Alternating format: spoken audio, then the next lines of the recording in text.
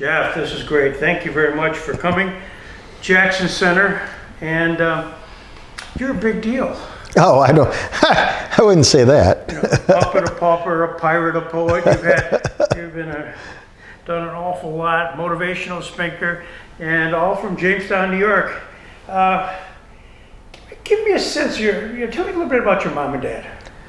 Oh well, my mom was born here, and in Jamestown. Grew up in Falconer, and then later the family moved to Jamestown, the east side. They lived in this big house there, which was kitty corner from the stadium. It's now a parking lot, but it was right across from the ballpark. And next to the school there used to be called East Jamestown, little public school. And so that's where my mom mainly grew up, was here in town. However, my grandparents were from Sicily, so both sides of my family are direct from Sicily. My dad, he came over from Sicily in 1955. He turned 21 years old about 3 days after landing in New York. Had previous family that had come from Sicily, and so they had sponsored my father, his younger sister, and his mother to come to this country, and they had the previous family settled in Jamestown, of all places, and so that's where my dad ended up coming. He and my mom met at church, and from there they started dating. St. John's?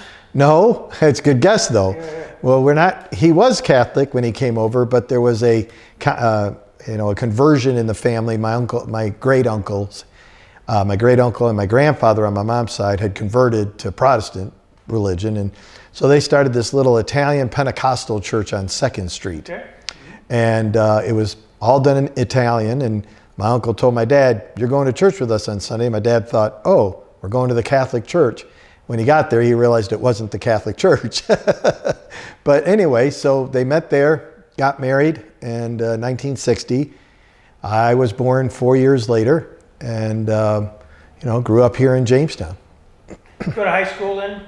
I did. I grew up on the east side.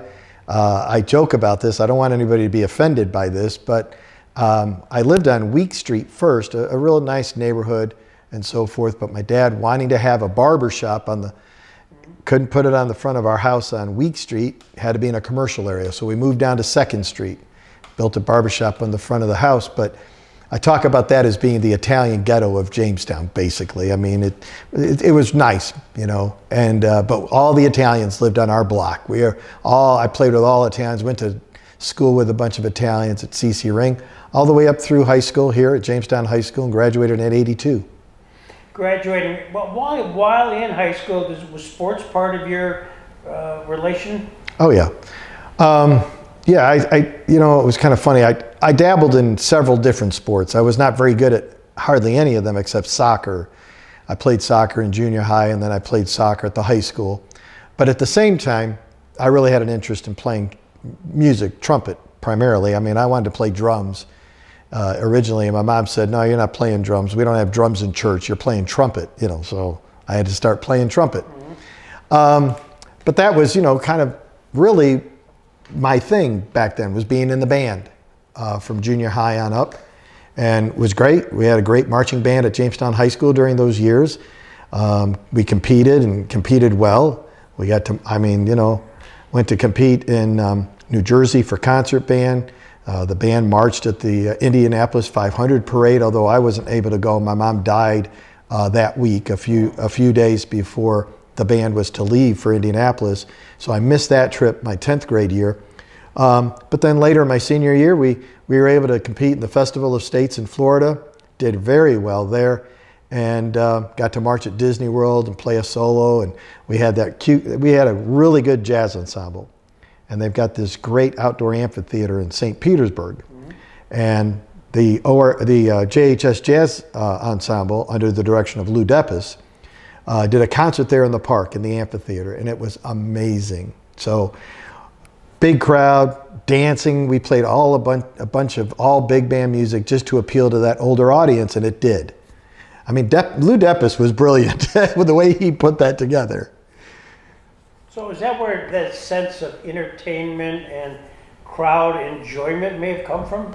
Yeah, I think so. I also think too, my mom was relatively quiet and reserved. However, she was a practical joker. She could be the life of the party. She liked to joke around and make fun and so forth. And I think I got that from her, not my dad. He's, being an immigrant at times, it kind of kept him more quiet because he didn't always know the language. He's gotten a whole lot better now, obviously. But over the years, he was learning the language, speaking broken English and so forth. So he wasn't he doesn't have that sense of humor that I think I got from my mother.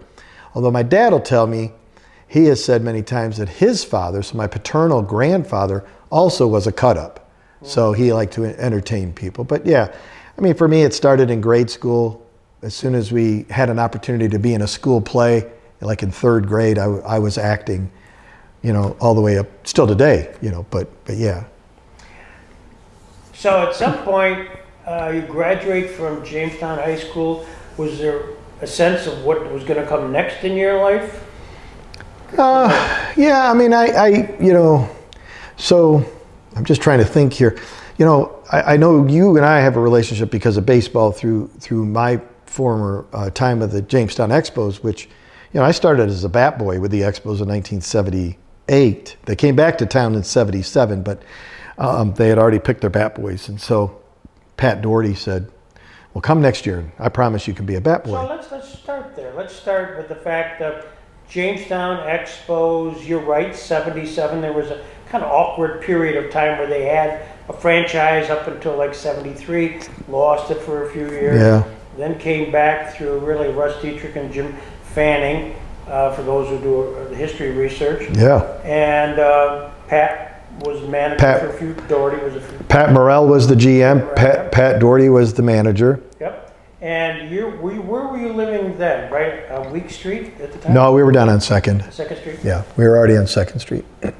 So in 70, East Side Barbershop. Okay, there's the location. So was that a normal for you to go to the games there? Was that as a kid? Yeah, even prior to that, when they were the Falcons, late 60s and early 70s. I was born in 64.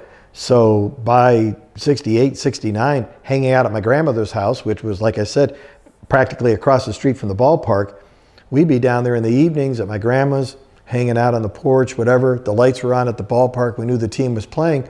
And we'd go. Sometimes my mom would be, well, we'll wait till the 5th inning when we can get in free. So we'd go and watch the last few innings of the game.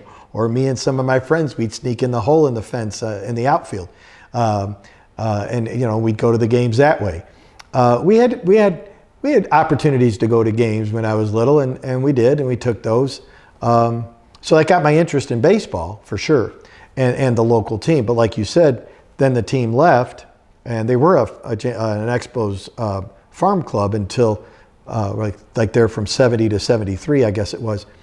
And then they were gone for 4 years and came back. But so then I was able to be the bat boy, 78, 79. 19. Do you remember any of the players that you draw? You're going to laugh, but I'm actually still in contact with 2 of them. Three of them. So when I was a bat boy, in those 2 seasons, we had players by the name of Wallace Johnson, Sure. who went on to the major leagues, Razor Shines, Sure. who also went on to the major leagues and eventually coached in the majors and has been a manager in the minors. And Tommy Joe Shimp was a knuckleball pitcher. Yeah. And the thing with Tommy was every time he pitched, it rained. And it was the standing joke. And at those 2 years, he played parts of 78 and 79. Well, I still keep in touch with Wallace Johnson. We call or text quite often. Razor Shines. I was just texting him just a few weeks ago, and I know, at the time that we're doing this interview, just a few weeks ago, I was in Indianapolis at a AAA baseball game. Mm-hmm. Well, Razor was big time in Indianapolis. He could own the city if he wanted to. Played there for many years between the Expos organization and the Reds organization, and spent, I think, 8 seasons in Indianapolis. Well, 2 years ago, Indianapolis retired his uniform number 3. Oh, wow. The first player for them to retire a number, outside of course, Jackie Robinson, which every team did. But the first Indianapolis player to have their uniform number retired was Razor Shines. So to surprise him, and we had talked about it on the phone. I called him, I congratulated him, blah, blah, blah. I surprised him and showed up for this ceremony, and that was pretty awesome. So we had a good time there. He was shocked to see me.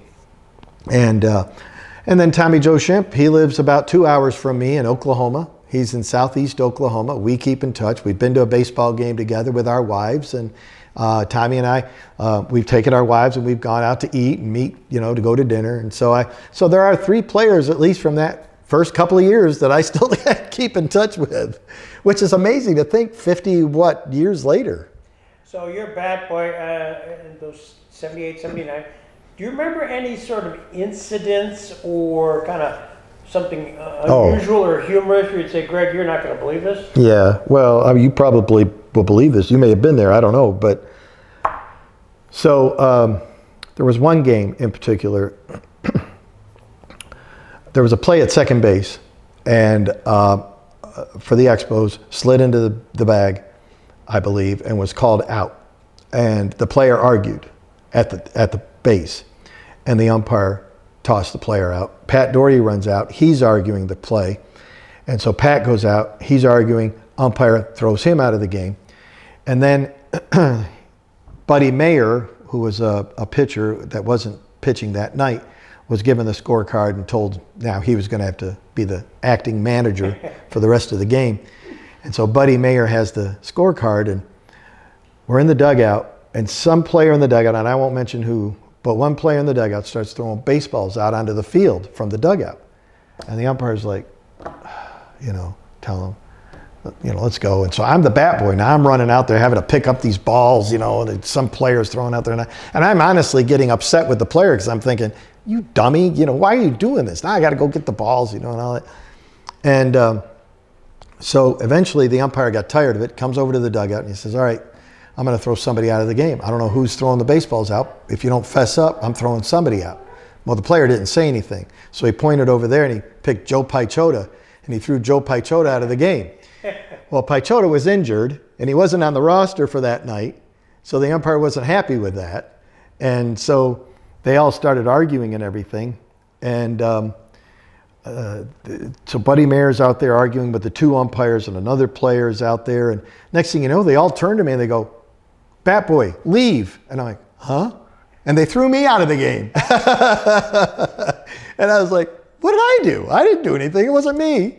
So now I go in the clubhouse, and Pat Doherty just blew his top. He's like, they threw the bat boy out, and Pat used to use a lot of colorful language that probably at my age I shouldn't have heard, but I heard it all.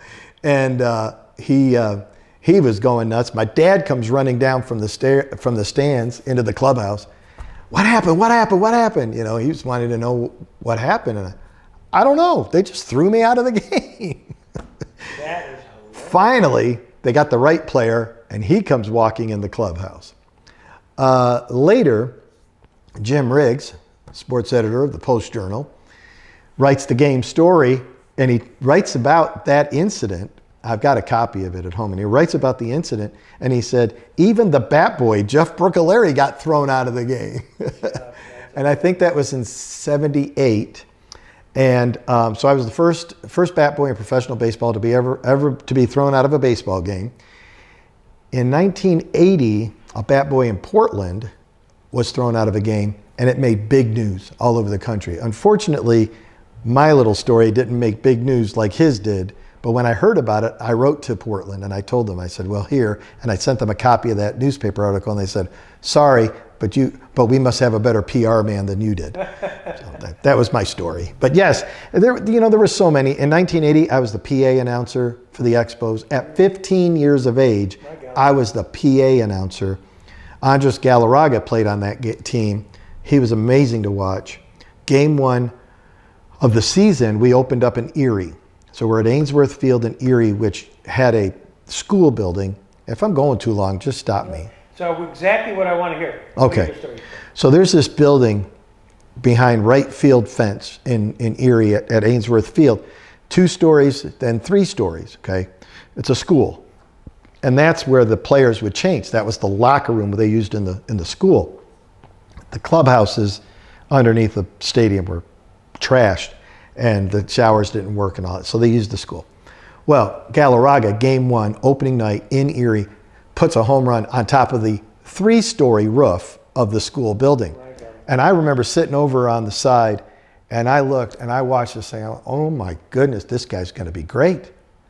Well, he ends up only hitting 5 home runs that season because, you know, at what was called College Stadium back then, Russell Dietrich Park, it's a pretty big ballpark. You know, the fences are deep. So he only hit 5 home runs that season. But that first one I will never forget. And that was his first professional home run because he had just signed with the Expos. Yep. So there were other stories like that. Man, I spent time with Larry Walker, you know, who I kept up with for years, Randy Johnson. In fact, I had a reporter just this past winter call me because he knew of my association with Randy Johnson. He was doing a story on Randy Johnson playing in Jamestown and wanted to know what I had to say about it. So I kind of told him some stories. But in '83 is when I started Yippee. So finally then, you know, I would see these mascots, man, come in like the chicken or the Pittsburgh Pirate Parrot, or I'd watch Youppi on TV with the Montreal Expos. And I went to our GM at the time, Dan Lanetta, and I said, Dan, we need a mascot. He said, well, you know, I don't have the money for it. We're not going to buy it, and I don't think Montreal is going to pay for it. So good luck, you know. And I said, well, look, what if I get the costume? Would you hire me to do it? He said, well, I want to see what it looks like. So we did some renderings, some drawings of what we kind of wanted and what we wanted to kind of look like Youppi, but not, a little different. And so what we came up with was this big royal blue furry thing that kind of looks like a bear. That's how I've always explained it. I've described Yippee that way for years. I bought the costume. My dad lent me the money to purchase, have the costume made. And somebody here locally made it. I have remade the inner stuff, the stuffing, you know, and the person made the head and all that. And so anyway, Dan hired me. 1993, I started working as the bat boy all the way through 1998. I still worked in the front office, you know, with the team, helped sell tickets. 83? 83. What did I say? 90. Thank you. 1983, yes, back in the Stone Age. 1983 to 1988, I was Yippee and still worked in the front office while I was going to school. You know, I was going to JCC, Jamestown Community College, the first few years. And then I graduated, went to Oral Roberts University, but still came back in the summers and performed as Yippee. And then moved back here after I graduated from ORU in 1986, still performed as Yippee while I was working at WJTN. So, you know, radio was my day job, and then I'd work for the Expos in the evenings, but it was only the summer. And short season A-ball, you really only had like about, 2.5, 3 months of a season. So I was able to do that. And then after the 1988 season is when I moved. I can tell you that story, but go ahead. You got a question. Get there. No, I got a question. Yeah. During that time period, I was helping Danny and then the Expos, so I was kind of outside involved with them. And for the camera, Jeff was kind enough to come to a birthday party. Yeah. No reason to remember this, but you were kind enough with my daughter. I do remember it. Amy's, yeah. And who turned out to be assistant general counsel for the Detroit Tigers in baseball. Which is cool. So there's a connection there. Absolute connection. She was there for, 15 years. And her office was right next to Al Kaline, so they became very close. Oh, that's so cool. And I heard he was a great guy. The ultimate.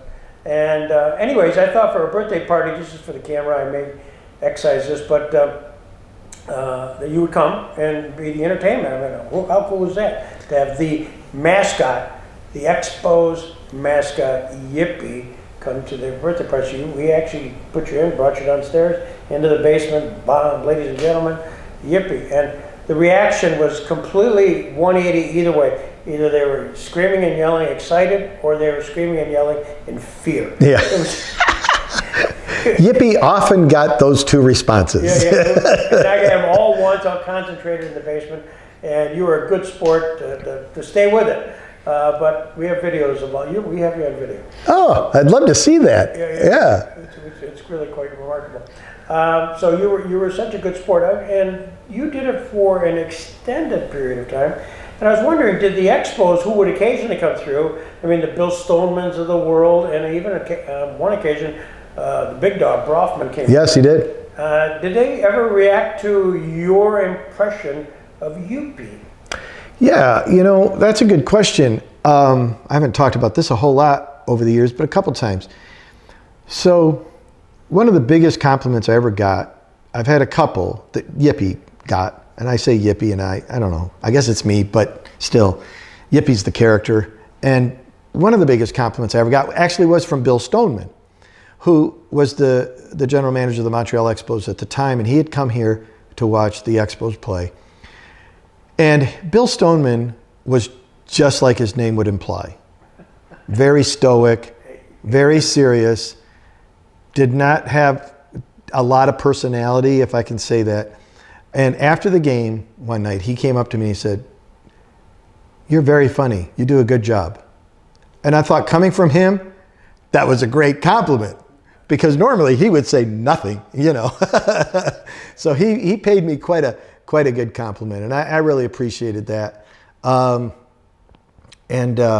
Bronfman, you mentioned. So his son, Steven, was an intern for the Jamestown Expos one season. I worked with Steve in the front office. He was an intern with us. Do you remember that? Absolutely. Yeah. So I didn't become really close to Steven. He was younger, a little bit younger than me at the time, or about the same age maybe. I think he was a little younger because he was still in college. I think he had graduated. And so we had him there, but yes, his dad had come even to check on him and to watch the team, etc. So I got to meet Charles Bronfman. I don't know or don't remember if Bronfman ever gave me a compliment. I don't recall, but I remember speaking with him and his son. Of course, I was working with his son at the ballpark all the time. But those relationships though, and I talk about this a lot because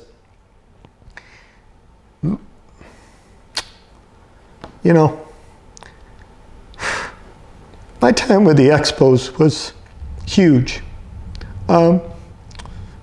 For me, it was a really good time. 11 years, and I'm sorry. I fell in love with the team. And the fact that they'd keep me around from year to year was great. And I had different jobs, as I said. Oftentimes I tell people I worked my way up the grandstand from bat boy to PA announcer, then I ended up being the mascot. But the relationships, guys like Jim Fanning, who I would sit with in the stands during our 2-week training camp that we would have before the season, and he would sit there and he would share information with me about the players. He would tell me stuff. Who am I? I'm not even a coach, but we had that kind of a relationship. He told me about the negotiations when they had drafted Pete Incaviglia out of Oklahoma State that year. And he was telling me about the negotiations and how much Pete wanted and how much the Expos were willing to do and so forth. Well, as it turned out, the Expos never signed Pete Incaviglia. He went back in the draft the next year and then later, I guess, got signed by the Texas Rangers. But Montreal wasn't going to give him the kind of money he wanted. And I learned all this from Jim Fanning, just sitting next to him. Bob Gebhard was another one that entrusted me so much that he gave me his car to drive around town. Jeff, go get some groceries. Jeff, go get this. Jeff, go do this. And I was doing errands and stuff for Gebby and the team. Drove to Buffalo to pick up the players, at the airport when they came in for training camp, and put them on a van and sent them to Jamestown. And then the last, few players I'd have to bring back in my car, my little hatchback. And this one, I don't remember the player that was the bad one. He eventually got cut, and it was probably good. But he made big Larry Walker sit in the back seat, and Larry had to sit sideways on my little Monza, But Gebby one time had me take his car to Buffalo to go pick up. I'm going to draw a blank here. Oh my gosh, one of our old coaches, Pat Mullen. Thank you. Yes. So Pat Mullen. We did that retirement. Do you remember the retirement ceremony for Pat Mullen? And they had a grandfather clock for him and all that here. But it was my job to go to Buffalo Airport to pick up Pat and his wife, Geraldine, and bring them to Jamestown, and the next day take them back. Well, I'd known Pat for years because he had been there coaching, standing behind the batting cage, telling stories. I'd heard all that. And so now we're in the car driving. He's telling Geraldine about me and telling stories. And it was just such a special time. And those guys, I got close to. Well, and they were a wonderful parent organization because they owned it. They owned the franchise. My paychecks came from Montreal. And so whether it was the likes of Dave Dombrowski and Frank Gran and Dan Duquette and Lynch, I'm drawing a blank here on him, many of the people who went on to big fame as general managers. At one point, there were 6 current general managers, all from the Montreal system. Organization, yeah. We tried to get them all here. We got 3 of them, including John McHale. So I know exactly how you're feeling, and the sense of how they were available. I was intimately involved with Dan on with working with the Resource Center to do all the season tickets. We got, for 5 years, we did all the season tickets for the Dan, and that's why Charles Brofman came in to see Steve, and at the same time, give us the check for a lot of money for the Resource Center. Anyways, I digress. So, were there players, aside from the ones you just 3 mentioned that you stay in touch with, that really stood out for you, that kind of made an impression on you, Jeff, that you may not be in touch with now, but at the time made special efforts to kind of be extraordinarily nice? Yeah, there actually is a few others. Glenn Franklin was a great infielder that we had when I was a bat boy. And Tony Phillips. Those 2 guys, African-American guys, super guys, treated me well. Always tipped me if I shined their shoes right, whatever, as I was a bat boy. And they were just, they would go out of their way to show their appreciation for what I did as a bat boy. And I never forgot that. Now, Glenn Franklin didn't become a big-time major leaguer, but Tony Phillips did. And Tony Phillips and I then reunited later when he was playing in the majors with the Detroit Tigers. And I was in Texas, and I got to go in the clubhouse because I had a press pass. Got to go in the clubhouse after the game, and I talked to Tony before the game. He said, "Hey, come on back later. I would like to catch up." Yeah. And I'll tell you, we just sat there in the chair on the couch watching the highlights of the game that I was just watching. Okay, here's the Rangers and the Detroit Tigers on ESPN Sports Center, and I'm watching this, and Cecil Fielder's sitting over here in this chair, and he had just hit a home run in the game, and he's watching his highlights, and I'm sitting next to Tony Phillips watching the highlights of the game, and I'm thinking, oh my goodness, this is too surreal. What am I doing here? Right. But that's the kind of guy Tony Phillips was. He remembered me as the bat boy, and he treated me like family. And there have been others, over the years who have been like that. Randy Johnson, who I've run into several times over the years, and I don't keep in touch with him, but he too. I try to think of anybody else, but you have to run out and get Johnny's AJ sauce, Texas sauce. That's the Randy Johnson urban legend that when he was here, he became infatuated with the Texas hots. Yeah. And somehow over time they would mail to him the sauce. Yeah. And I know the same guy that talked to you about doing a story on Randy Johnson, in Jamestown. Is that true? I said, it's certainly legend. Yeah. And I was going to stop out to Johnny's. Well, I think, because AJ's was right near the ballpark on 2nd Street, that the players would go over there a lot, and they had lunch at AJ's quite a bit before they'd go to the ballpark. And it was cheap. Yeah, and it was cheap. I mean, you can get 3 hot dogs for $1. I mean, who could beat that, right? When they had those specials. They weren't always 3 for $1, but when they had their 3 for $1 days, I was there for lunch and dinner, it was great. I'd go before I go to the ballpark, and after the game, I'd go back, But a lot of the players did. Now, I don't know specifically about Randy because he was here for only a short time. He was here, and then, another thing that I did when I was with the Expos, and I haven't mentioned, in 1979, I saw in the Sporting News newspaper, a little tiny little ad that said Baseball Chapel newsletter, sign up, send a letter, whatever. So I sent a letter off so I can get the Baseball Chapel newsletter. And it came out monthly, and then it came out quarterly or back, I don't know if it was quarterly first, then monthly, whatever. but it would come out periodically, this Baseball Chapel newsletter. So in '79 I got it, and I was starting to read this, and I had listed, here's the teams in the minors that have chapel. Well, Jamestown wasn't on there, and there was only maybe a list of 8 or so minor league teams. That was in every major league ballpark, chapel, but Baseball Chapel wasn't in the minors yet. There was only a handful of teams that had it, including the Tulsa Drillers, where I went and worked after leaving Jamestown. But so I thought, well, why don't we have it here? So I called up Watson Spolstra, who was the guy that started Baseball Chapel. I said, I want to have it in Tulsa. He said, well, if you want to do it, great. In Jamestown. Yeah, I mean Jamestown. Sorry, I'm getting my cities confused. In Jamestown. So in 1980, I started chapel here with the Jamestown Expos. And so it was my job to get the speakers to come in and speak on Sundays to the players. And I had a good group of players that would come. Some years not so much, depended on the season, who was here, whatever. And I always had great speakers. And so over the years, I got to know a lot of the players that came to chapel, especially from 1980 through 88. Well, I can say this, and I know Randy wouldn't mind, and I don't usually talk about who came and who didn't come. But Randy Johnson has talked about this, so I can talk about it. But Randy Johnson came to chapel, and one Sunday during that season, he was here in 85 or 86, which I'm trying to remember. I think it was 86.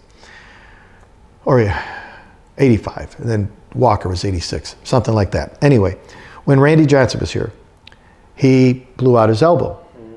So he was only here a few weeks before that happened. But one Sunday after chapel, he came to me, and I remember where we were standing, right behind the grandstand where the stairway was. And Randy being 6'7" and me being 5'9", it was difficult to talk to Randy. But anyway, he came to me and goes, Jeff, I'm not real religious or whatever, but grew up in the church. My parents went to church when we were kids and blah, blah, blah. But I got to go see Dr. Job out in California, going to have arm surgery.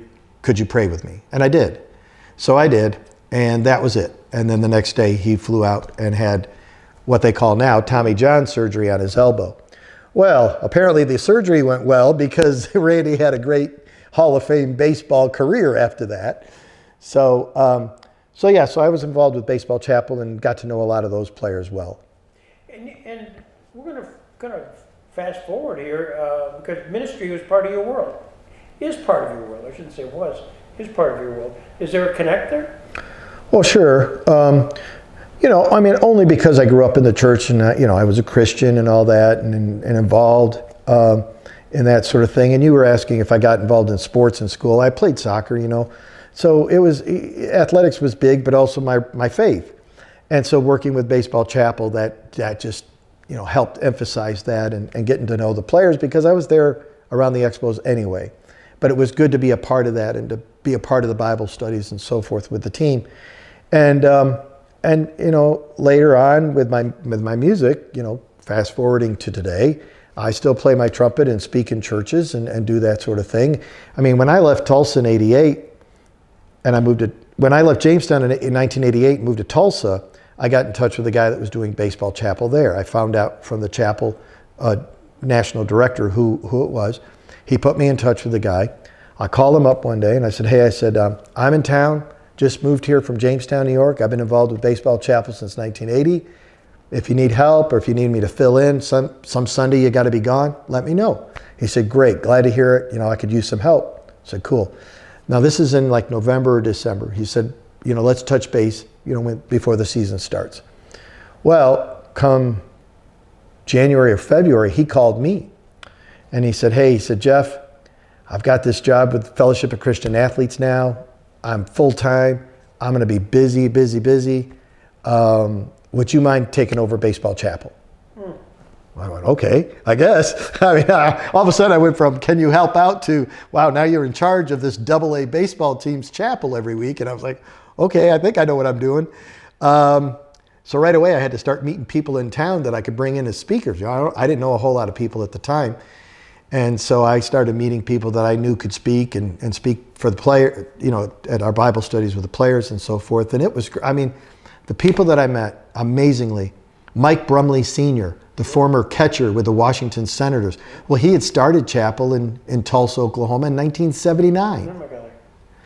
He had done chapel and Bible studies with the Yankees organization when he was with the Yankees. He and Bobby Richardson led chapel for the team.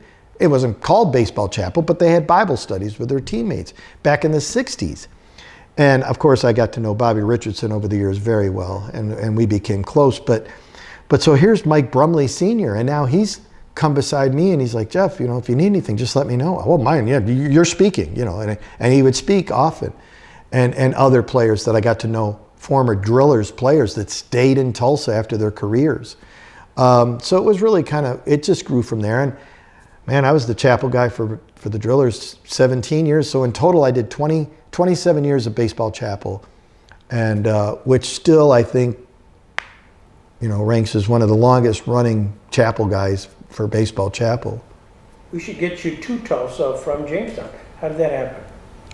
When what? How do we get you to Tulsa from Jamestown? We sort of skipped that. Oh, yeah. Okay, so when I graduated from Jamestown Community College, I went to Oral Roberts University, and I liked it out there, but I didn't stay. I had a radio job waiting for me here at WJTN. Merrill Rosen said, well, if you come home after graduation, I'll give you a job. I said, well, if you give me a job, I'll come home after graduation. We went back and forth on this, I don't know how many times. And that was over Christmas break when I was here, or spring break, I think. Spring break when I was here. And then he calls me up on the phone. He says, well, have you decided? I said, decided what? He said, are you coming home after graduation? I said, well, are you going to give me a job? I'll come home after graduation if you give me a job. Yeah. All right, I'll give you a job. I said, okay, well, then I'm coming home. So I came back here in 86, after I graduated. I worked 2.5 years at WJTN. I mean, again, I worked with some great people that I loved, just like the Expos organization. I mean, how can you not love Jim Roselli? Mm-hmm. A legend, a great legend in this community.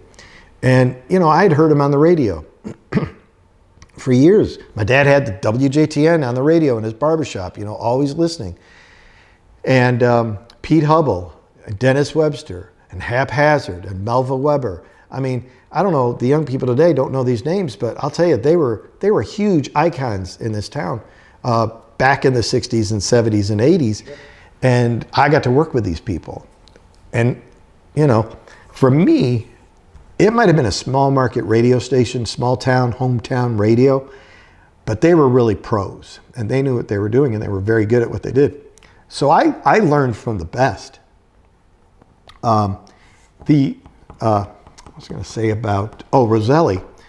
So one time, my dad's listening to the radio on a Saturday in the barbershop, and Roselli was on doing a remote at Super Duper. How long has it been since Super Duper was around? Anyway, at the grocery store. And so my dad said, hey, came in the house, comes running in the house, tells my mom, hey, Jim Roselli's on the radio, he's over at Super Duper. He's just asking, if anybody has a good Garduni sandwich they could bring him. Well, my parents, of course, had already been out picking some Garduni that week. And what is Garduni? Huh? What is Garduni for the camera? Well, it's a weed, really. I mean, we Italians I used to joke that we would go for rides in the countryside on a Sunday, and my parents, we were so poor, my parents would stop and pick weeds on the side of the road, take them home and cook them. And that's really what we did. So Garduni was like wild, it grew, it was a stalk and the big leaves. And there would mustard plants and dandelions, all that. We would pick and cook. I'm like, really, are we that poor? Anyway, so my mom fried up some Garduni with egg and all that, made a sandwich. We take it to Super Duper, and now he wants, a Garduni sandwich, He wants to interview her on the radio. She goes, no, you go. So she has me go over there. So he says, well, what's your name? I said, Jeff Brucculeri. And he said, well, why'd you come and bring me the Garduni sandwich? And I said, well, my dad was listening to you in the barbershop at Eastside Barbershop on 2nd Street in Jamestown. And he goes, wow, you got a future in radio, kid, doing a spot for your dad's barbershop, So I mentioned the whole thing, the address and all that. And so he said, man, you got a future in radio. Well, he was prophetic, because then I was like 9 at the time. And so 10 years later, 11, 12 years later, I'm working with Jim Roselli at WJTN. but I had known him. I had known him through school. My parents were, my dad was friends with him. And so I got to know Jim really well when I was in high school, and he went to Florida with us on that trip that I was talking about. That's right, Yeah, he went with us. And we did that Shimmy with Jimmy in the Morning song. And but anyway, yeah, so and then I loved Tulsa when I was there. And, I did about everything I could do here in Jamestown at the radio station in those 2.5 years. And I really didn't want to leave the Expos. That was tough. But I had to pursue a career. And I thought, well, I'm going to go to Tulsa and take vacation time, go to Tulsa, apply for jobs, see what happens. Well, I go, spend a week there, knocking on doors, dropping off tapes and resumes, getting interviews. I had actually sent all this stuff in advance saying, I'm going to be in town this week, would love an interview. So a lot of places said, yeah, come on in. Some said, just drop off your stuff, whatever. By the time I left town, I had 2 radio job offers and a mascot job offer. So ironically, I walked into the Fast Breakers. This was a CBA franchise, minor league basketball. I walk into the Fast Breakers office and I hand the guy my resume and he says, oh man, we just hired I was applying for the play-by-play job. We just hired our play-by-play guy yesterday. And he said, but we need a mascot. And I said, well, wait a minute. I said, let me get a radio job first. If I get a job and I move here, I'll be your mascot. I said, I got the costume. It's mine. I own it. No problem. He said, well, let me know. I won't hire a mascot till I hear from you. I said, okay. So that's what I did. I took one of the 2 radio offers and moved to Tulsa, started working at a station and went to work for the Fast Breakers, did Bubby Breaker. We turned Yippie's name into Bubby Breaker to, relate to the team. The same costume. Yeah, I own it. I still have it. Right. I just performed last night here at the I saw the picture. I wish I could. here at the Tarp Skunks game. So Bubby Breaker performed for the 3 years. The Tulsa Fast Breakers were only in existence for 3 years, unfortunately. But the first year we won a championship in the CBA. I got a ring and the whole thing, so that was pretty cool. And performed as Bubby Breaker. So everybody in Tulsa knows me as Bubby Breaker, whereas people in Jamestown know me as Yippie. Yeah. So then after that, though, then you did continue to do a play-by-play for an extended long period of time. Yeah, God bless Pete Hubble for allowing me, some young punk out of college, an opportunity to do the broadcast with him. Now, I didn't do any of the JCC basketball games because I was doing the PA announcing for the Jayhawks while I was I started while I was in college there. And then after I came back, they asked me if I'd keep doing it. So I kept doing that. And Skip Pierce was on the broadcast with Pete Hubble at the time. But Pete would have me or Skip do other stuff with him. Little League baseball, hockey. We did high school hockey. We did high school football together, freezing cold, oh my goodness. High school basketball, all of that. And so, I got my start really because of Pete Hubble and his brilliance at doing play-by-play and allowing me to do 3 innings of baseball or a quarter of basketball or whatever. And that's how I learned. And so when I got out to Tulsa, I wasn't doing a lot of play-by-play in the first year or so until one guy, I guess, recognized my talent on the talk station when I would do some sports, hired me away, made me a sports director. Now I'm doing ORU basketball. I did Tulsa Oilers hockey, so I've done over 330 something minor league hockey games over 5 different seasons, 3 different stints with the Tulsa Oilers hockey team, arena football, college basketball, college football, high school sports. What am I leaving out? Soccer, pro indoor soccer. I've done them all. And it's great. I mean, I've been blessed to be able to have that kind of career. What's funny is I've never been awarded like Sportscaster of the Year awards or that kind of thing like in Oklahoma or Tulsa. But it seemed like I kept getting work and I kept getting play-by-play gigs, which is fine with me, and I still do today. I still do a lot of either PA announcing or play-by-play at Oral Roberts University, and it depends on which sport, what season we're talking about. Well, you also used to do some public address announcing for the Harlem Globetrotters. I did. Yeah, thank you. Again, so, I've often said I've had 3 great jobs in my life. Being the mascot for the Jamestown Expos, and then again for the Tulsa Fast Breakers, but really because of my love of the Expos. Being a mascot, getting to travel and do hockey play-by-play, because I was a big fan of Ted Darling and Rick Jenrette with the Buffalo Sabres, listened to them all the time. I got to know Ted Darling so well. He'd invite my wife and I up to Buffalo, come to the games, come to the press box, come on up, I'll introduce you to the guys, you know, that kind of thing. So play-by-play for hockey. And then, you know, a childhood dream came true. I became a member of the Harlem Globetrotters. When I was a kid, I thought I was going to be the first white player for the Harlem Globetrotters. That didn't work out. I couldn't play basketball. I could spin a ball on my finger, but I couldn't play. But I had a close association with the Harlem Globetrotters, which actually started here in Jamestown. The first time I saw the Globetrotters was in Olean at St. Bonaventure in 1978. On the team that came to St. Bonnie that season was Meadowlark was already gone. He had already semi-retired. He had left the Globetrotters, let's say, at that time. Geese Osby was the showman. Curly Neal was there. Babyface Page, Eddie Fields. I mean, Nate Branch. That was just a great core of Globetrotter players who everybody had watched on TV. They were on the Saturday morning popcorn machine. They were on Wide World of Sports. Those guys were it, you know. And so they were at Olean. We went and saw the game. Afterwards, I got all their autographs on the program. Or it was while they were coming off the bus, I was getting all their autographs on the program. And then in 1980, I want to say 82 or 83, somewhere around there, they came again to Jamestown Community College.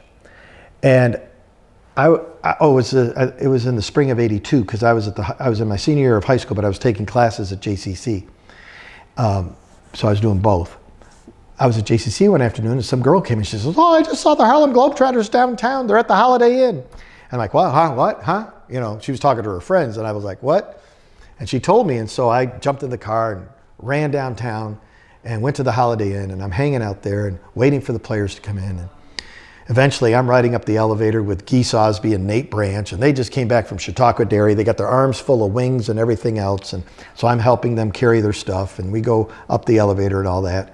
It's the first time I met Geese Osby, but we started up a conversation. Well, you're not going to believe this. A few months ago, I called Geese. He's 90 years old now. Oh my gosh, good for you. No, I didn't. Yeah. So I'm still friends with Geese Osby, but it all started here. And then Gator Rivers. So I got to meet Larry Gator Rivers. And so Gator Rivers, he said, "Come back after the game tonight. I got something for you." I'm like, "Oh, cool." So after the game, I go back to the locker room. I go in the locker room. He signs one of his knee pads, and he gives me both of his knee pads from that game that night. I still got them. Yeah. And a few years later, I'm at ORU. So back in the days before we had email and texting, I wrote a letter to Gator Rivers. Don't know if he's going to get it. He's on the road with the team. How does he get his mail? I don't know. But I wrote him a letter to the Globetrotters office. I told him I'm now at ORU. I met you at JCC. I'm now at ORU. I will be at the game. I go to the game. After the game, I go down to the court. He sees me. "Jeff, come here." So he calls me down, tells the security guard. He's with me, gets me down to the court. He said, "I was going to call you, but I didn't have time. We just came in from Little Rock, blah, blah, blah. So I'm glad you're here." I'm like, "Great." He says, "I want you to meet my friend, Curly Neal. Curly, come over here. This is my friend Jeff from Jamestown." And Curly didn't play in Jamestown. Now, he was at Olean, but he didn't play in Jamestown. He had knee surgery that season and was out. So Curly comes over and he goes, "Oh, man, any friend of Gator's a friend of mine." Yeah. And I said, I met you in Olean, but I didn't see you in Jamestown. He says, "Yeah." He says, "I didn't make that one. That's when I was having knee surgery." I said, "Oh, cool. So you coming back?" I said, "Well, I don't know." And Gator goes, Yeah. Well, what they meant was, "Are you coming back into the locker room to meet the guys?" And I'm like, "What?" So now I've been in the locker room at JCC, right? But now the players are inviting me into the locker room, and then nobody gets invited into the locker room. Yeah. And today they're even more strict about it. So I got to go in the locker room. They introduced me to all the players. And so my relationship starts with the Globetrotters. The next year I meet. 2 years later, they come to Tulsa every year. I meet players. Each year they come to town. I start to know players. Sweet Lou Dunbar, good buddy of mine. His son and I are pals. I've taken his son out to dinner in Oklahoma City. We're just, we keep in touch. So I start to know these players. Several years later, Gator Rivers, Larry Gator Rivers, invites me to Savannah, Georgia. He wants me to MC a basketball game. They're doing a Hall of Fame thing. 2 NBA Hall of Famers are there signing autographs and signing their book. And I'm emceeing the game, the autograph thing, this whole thing. He gets me booked to the oldest established black church in America. It's an amazing, it was such an honor to even play there. So I'm playing in the morning service. That afternoon, they invite me to stay and play for the Martin Luther King service at that church. It was Martin Luther King Day. I'm like, wow, blown away. So, and it's all because of Larry Gator Rivers of the Harlem Globetrotters. That relationship, that's what brought me in. So I meet, when I'm Bubby Breaker with the Fast Breakers, our trainer, Jeff Munn, who was from Oklahoma. He had grown up in the Oklahoma City area, went to the University of Oklahoma. Now he was the trainer for the Fast Breakers in Tulsa. Well, he got hired by the Harlem Globetrotters. So Jeff and I worked together for like about a month and a half. And at Christmas, he has to go on the road to the Harlem Globetrotters. And I said, take me with you, please, And so he said, well, I'm leaving to go on the road with the Globetrotters. So he does. Well, we stayed in touch. Year after year, he's working his way up the Globetrotter ladder, from trainer to PA announcer to tour manager to vice president of bookings, international bookings, blah, blah, blah, blah, blah. By the time Jeff left the organization, he was the chief operating officer. But all those years, he had, like, Jeff, man, we need you to come out on the road. You need to come out on the road. We want you to be our announcer, man. I'll hire you. I'm like, man, I got kids growing up. I want to stay, I don't want to be gone for 4 months at a time. I want to see my kids grow up, blah, blah, blah. Finally, about 2011, 2012, we were talking. And I said, look, my kids are old enough now, they don't care if I'm around or not anymore. So if you need me, let me know. Well, in 2012, he says, we need you. One of our announcers quit. Next thing you know, they hire me. I fly out to, the season, the tour had already started. So this is actually January. They said, when the team comes to town, you're going to train Tulsa and Oklahoma City. You'll train with our announcer, and that on the red team, then you're going to go out with the white team. People don't know this, but they have 3 units that are out in the winter, red, white, and blue. So they split up the team. Anyway, so they fly me out to Boise, Idaho. I walk into the hotel. Now we're playing. This is one of those play in and out days. So we're not staying in the hotel after the game. So I didn't get a room. So I'm in the lobby hanging out, waiting to go to practice and go to the arena. And in walks Sweet Lou Dunbar. Okay. So I hear him up at the desk. Hey, Judge, what's up? Do I got any messages? So I'm like, oh my God, that's Lou. So I walk around the corner, excuse me. And I said, Lou. He goes, oh, Jeff, what are you doing here?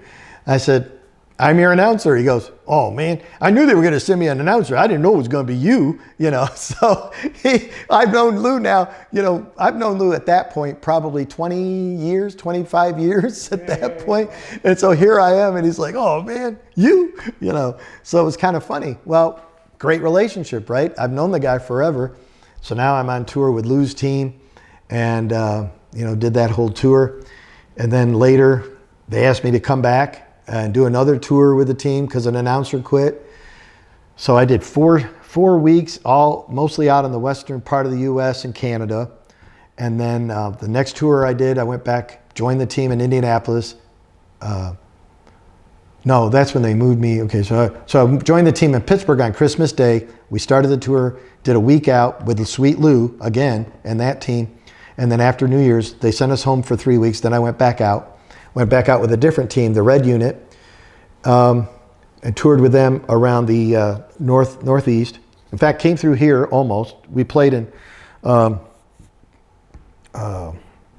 Youngstown, Ohio, and went to Buffalo and Rochester and all that. Then I flew to France. They put a 4th team together, took players and staff off of different teams, sent a 4th unit to France, and I did 3 weeks in France. Wow. with the Harlem Globetrotters. So, yeah, again, one of the 3 best jobs I've ever had, man. Get to tour and travel around the country and overseas with the team. What makes the announcing for a basketball exhibition game unique? Obviously, you kind of know what the play is. It's important for the public address announcer to set it up, if you will, you know? Yeah, exactly. I know, you just described it really well. So as the PA announcer, you are either the intro to the next bit, or you have to be the exclamation point at the end of the bit, whatever we're doing, whatever. And in the Globetrotter term, well, I won't say Globetrotter terms, but in the skit or the bit, whatever they're doing on the court. But, you know, and there is some bit of scripting to what happens in the game, because the fans have come to want to see some of the stuff that they've seen. The water bucket, the confetti bucket, the balloon basketball, or the dance with the woman on the court, or the little kid comes out and spin a basket. All these things, they have to stay in a Globetrotter game because fans grew up watching this and that's what they expect. Early Neil type dribble. Yeah, oh yeah, or the dribbler, yeah. And right now, so now they've got some females that are on the team, so now they've turned the females into the dribbling exhibition part of the game. So so that's, you know, really the basics of the announcer. You've got to pump the crowd. You've got to be exciting and excite the crowd and get them stirred up. Although there is also an MC at the time, there was also be an MC that I would work with, and his job too was to do that. You know, and then just kind of follow along, you know, what bit's coming up. Make sure you're playing the music at the right time. Things have changed, I'll be honest, since I was with the Globetrotters. My last tour was in 2014. And so it's changed a little bit, where the announcer is now just an MC on the court, and they've got a DJ now that plays the music. When I was out with the team, it was me and an MC. I did the PA, I did the music, and all the cues and everything on the music. So that was difficult, because I had to really be one-on-one with the players, especially the showman, and know what song he wanted when and how and what you know, bit they were going into, because that would mean that I got to play this song or this sound effect or whatever. So it was a very stressful job.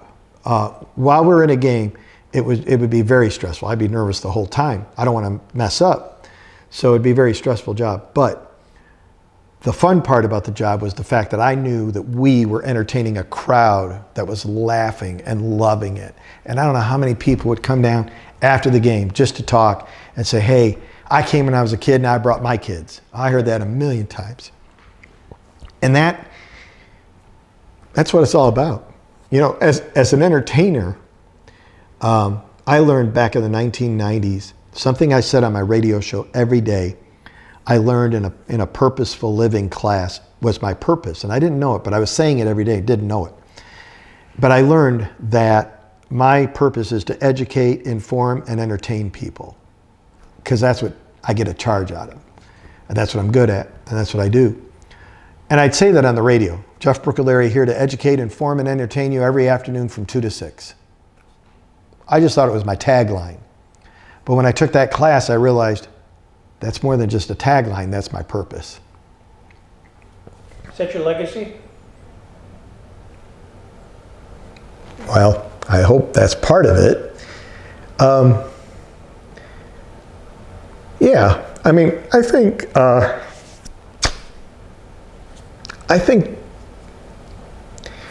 the whole idea of, number one, hopefully people will understand that I share my faith.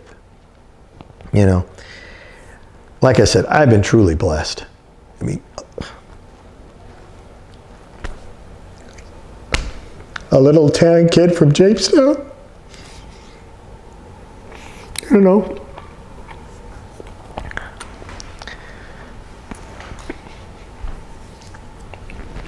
Sorry, No. I don't even have a Kleenex. I don't think.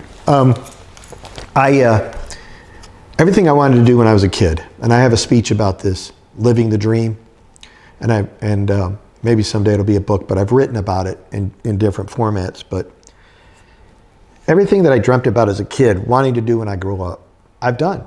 I've watched TV. I wanted to be a comedian. I wanted to be funny. I wanted to act. I wanted to be on TV. I wanted to do what I saw those comedians do on television. I wanted to do that. And I've done it. You know, I've been in several different television shows, few movies. The Last Rodeo. Yeah. You know, several movies. And I've been able to do that. I've entertained people both as a mascot and as a stand-up comic, whatever. All these different things. And like I said, as a kid, I wanted to be a Harlem Globetrotter. Who knew? Years later, I'd be the announcer and traveling all over, riding a bus and traveling with the world famous Harlem Globetrotters and doing that. But it's in 1972, watching the Saturday morning popcorn machine on TV and watching the Globetrotters on Saturday mornings going, I want to do that. I did it, you know. So all of that is just, you know, the hand of God, man. I am so thrilled you shared all that today, Jeff. Well, I'm not done yet, you know. No.